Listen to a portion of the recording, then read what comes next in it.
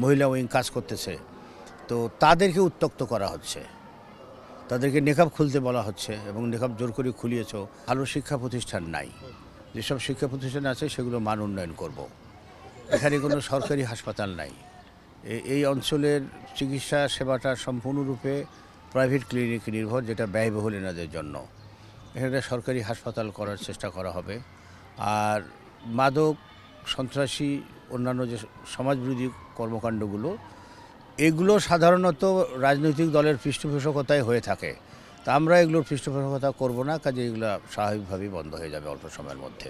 আচ্ছা, আরেকটা বিষয় যে বিগত 16 বছর যেভাবে আমরা দেখেছি যে জনপ্রতিনিধি এসছে ঠিকই, সেটা আমি ওয়ার্ড থেকে একেবারে জাতীয় সংসদ পর্যন্ত বলি, কিন্তু তাদের প্রতিশ্রুতিগুলো আসলে অনেক অর্থে বাস্তবায়ন হয়নি।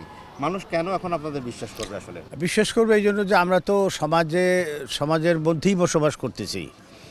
আমরা আমাদের যে কথা এবং কাজের মিল আছে, বিশেষ করে বাংলাদেশ জামায়াতে ইসলামীর দলগতভাবে বা ব্যক্তিগতভাবে আমরা যে সমাজে বসবাস করি, মানুষ আমাদের উপর আস্থা রাখে।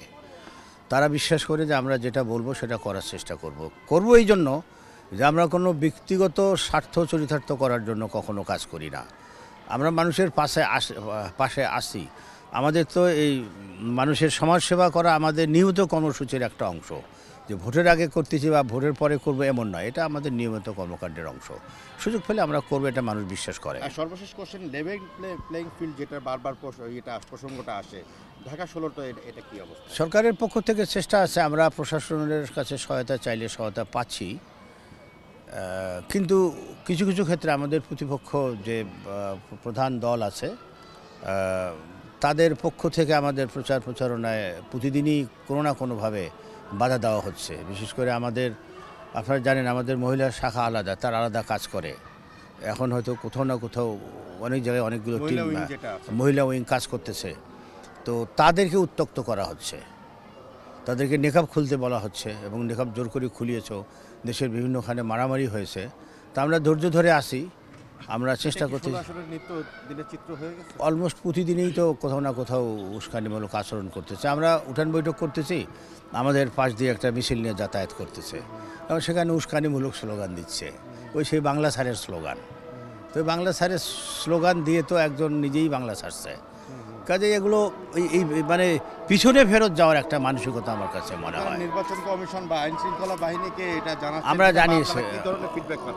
জানিয়েছি। পুলিশকে বললে পুলিশ সতর্কতা অবলম্বন করে সাথে সাথে আসে, রেসপন্স করে। বাট আরও সক্রিয় হওয়া দরকার। সংখ্যা কি আছে?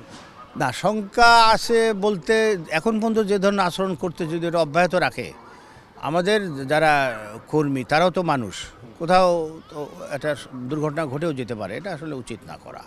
আমরা চাই না, আমরা চাই না কোনো অবস্থাতেই নির্বাচনের পরিবেশ বিঘ্নিত হোক। আমরা চাই উৎসবমুখর পরিবেশে সুষ্ঠু সুন্দর নির্বাচন হোক। জনগণের মতামতের প্রতিফলন হিসাবে যে সরকার আসে, সেই সরকারকে আমরা মেনে নেব।